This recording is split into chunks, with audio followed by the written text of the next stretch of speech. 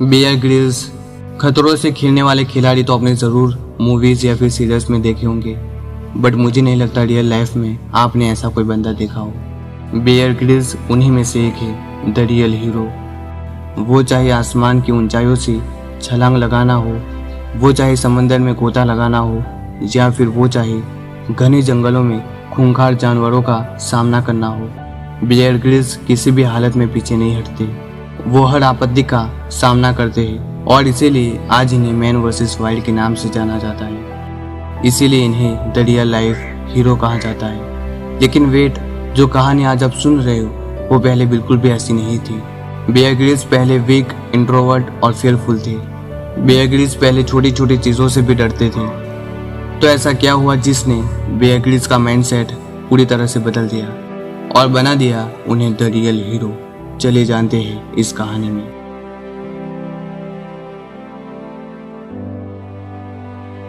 Bear Grylls का जन्म 7 जून 1974 में दोनाखड़ी नॉर्थन आइलैंड में हुआ था। उनका परिवार पहले से ही बहुत स्ट्रॉन्ग है। उनके दादा नेविल फोर्ड और परदादा विलियम ऑक्सन फोर्ड दोनों ही शानदार क्रिकेटर हैं। उनके पिता sir Michael Grylls Conservative Party के पॉलिटिशियन थे। बेयर की बड़ी बहन लारा फासेट एक कार्डियो टेनिस कोच है। उनकी बहन ने ही बेयर ग्रिल्स को जन्म के एक हफ्ते के बाद बेयर निकनेम दिया था। बेयर ग्रिल्स को स्पेनिश, फ्रेंच, इंग्लिश वगैरह जैसे भाषाओं का नॉलेज है। बचपन में ही बेयर ग्रिल्स ने स्काई डाइविंग सीख ली थी और कराटे में ब्लैक बेल्ट हासिल कर लिया था।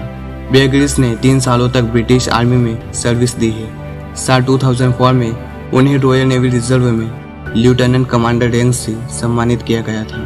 बेयर ग्रिल्स को ऊंचाई से बहुत डर लगता था और आज वो डर पर इतनी विजय प्राप्त कर चुके हैं कि वो दुनिया के किसी भी कोने में आंखें बंद करके कूद सकते हैं। एक बार 1996 में जाम्बिया के मिशन के दौरान 16,000 फीट की ऊंचाई से उन्होंने छलांग लगाई थी, लेकिन अनफॉर्चुनेटली उनका पैराशूट खुला नहीं।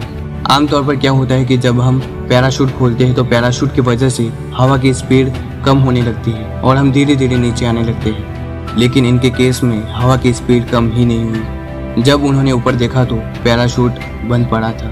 उन्होंने बहुत कोशिश की, लेकिन जल्दबाजी की वजह से पैराशूट खुला नहीं और वो 16,000 फीट की ऊंचाई से नीचे ज़मीन पर गिरी। मेरे अकॉर्डिंग इसे बैड लक तो नहीं, लेकिन गुड लक कहते हैं, क्योंकि इतनी ऊंचाई से गिरना शायद बैड लक हो सकता है, लेकिन गिरने के बाद भी जिंदा रहना ये बहुत ही बड़ी बात है।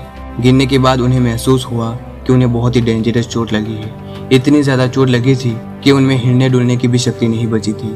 बेयर ग्रिल्स कहते हैं कि इस दर्द से ज़्यादा अच्छा तो मौत थी। मौत आ जाती तो शायद अच्छा रहता, लेकिन मौत भी नहीं आ रही थी। बेयर ग्रिल्स काफ़ी समय तक वहाँ पर पड़े रहे और फिर उनके कुछ दोस्त आए और उन्हें वहाँ से अफ्रीका के एक अस्पताल में ले गए। डॉक्टर ने उन्हें एक इंजेक्शन दिया और उसके बाद उन्हें थोड़ा कंफर्टेबल फील हुआ। वो धीरे धीरे उठने की कोशिश कर रहे थे, लेकिन तभी डॉक्टर ने उन्हें रोकते हुए कहा कि ये अब चल नहीं सकते। ये सुनते ही बेयर ग्रिल्स को बहुत ही बड़ा झटका लगा। उन्होंने एक्सरे में देखा तो उन्हें पता चला कि उनकी रीढ़ की 3 हड्डियाँ T8, T10, T12 टूट चुकी थी, जो कि इंसान के बॉडी की सबसे स्ट्रॉन्ग हड्डी होती है। वो पूरी तरह से खत्म हो चुकी थी। दोस्तों, डर से लड़ने वाला इंसान आज खुद किसी की मदद की उम्मीद से बेड पर पड़ा है। उनका जो सपना था दुनिया घूमना, एडवेंचरिंग, वो करना जो आज तक कोई नहीं कर पाया, वो पूरी तरह से खत्म हो चुका था। थोड़े ही समय के बाद उनकी हालत और भी खराब होने लगी। उन्हें खुद पर गुस्सा आता था कि उन्होंने क्या कर दिया। वो पूरी तरह से डिप्रेशन में जा चुके थे। लोगों को लगता था कि ये तो बहुत ही स्ट्रांग बंदा है, कैसे भी करके कमबैक करेगा, लेकिन ऐसा बिल्कुल भी नहीं था। वो पूरी तरह से फ्रस्ट्रेट हो चुके थे। वो कुछ कर नहीं सकते थे। बेड पर लेटे लेटे उनकी नज़र एक फ़ोटो फ्रेम पर पड़ी। वो फ़ोटो थी माउंट एवरेस्ट की। उस फोटो पर बहुत ही ज़्यादा धूल लगी हुई थी। उन्हें लगा कि इस फोटो की तरह मेरी ज़िंदगी में भी धूल लगी हुई है। वो अंदर ही अंदर सोचने लगे कि अब कुछ करना पड़ेगा। वो जैसे तैसे खड़े हुए उस फोटो पर से धूल साफ की और सो गए। अगले दिन उन्होंने कमबैक किया। उन्हें पता चल गया कि अच्छी ज़िंदगी के लिए बॉडी नहीं लेकिन माइंड प्रिपेयर करना बहुत ही ज़रूरी है। इसलिए उन्होंने अपने मन पर काम किया, पॉजिटिव चीज़ें सोचने लगी, डिप्रेशन से बाहर आने लगी और खुद पर प्राउड फील करने लगी। उन्होंने पास्ट के बारे में सोचना बंद कर दिया। जो हो गया सो हो गया। वो फ्यूचर के बारे में भी नहीं सोचते थे कि आगे क्या होगा। वो सिर्फ प्रेजेंट में जीने लगे। बेयर ग्रिल्स कहते हैं कि जिंदगी आपको दूसरा मौका कभी नहीं देती, अगर देती है तो उसके लिए ग्रेटफुल रहो, क्योंकि ये हर किसी के साथ नहीं होता। उन्होंने माउंट एवरेस्ट की पिक्चर उठाई और कहा कि जैसे ही मैं ठीक हो जाऊंगा मैं माउंट एवरेस्ट की चोटी को छू के आऊंगा।